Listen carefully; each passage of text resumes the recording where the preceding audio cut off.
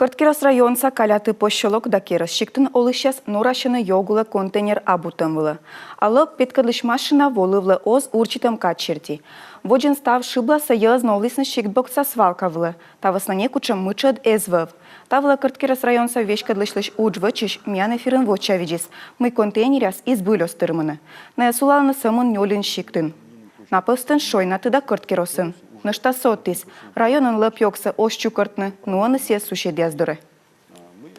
Во-первых, не надо ничего вывозить. И это очень плохо, то, что вот там привыкли, да, там на какую-то свалку, значит, видимо, возить. мусорят прямо в поселке. Да, вот, поэтому, значит, этого не будет больше, и уже этого не происходит. Значит, скажу для вот тех, кто задал этот вопрос, мы за 2 месяца из района, из всех вот наших, у нас тоже для справки, там 18 сельских поселений, 53 населенных пункта.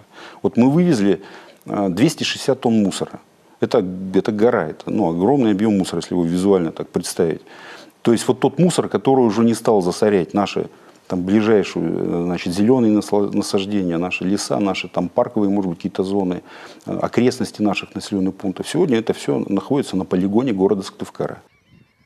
Каштыш там, они Сыктывкарса полигон было, но вланы йокса, осымын Кырткиросыш, но и юркарыш, кой город Луздар да Куламдин район ясыш. Специалисты шерти витвом ищенен свалка астырмас. Тапонда Сыктывкарса мэрия бошчи спортны олымы мандачын йок чукыртанин проект. Экология экспертиза съездон ялиснин.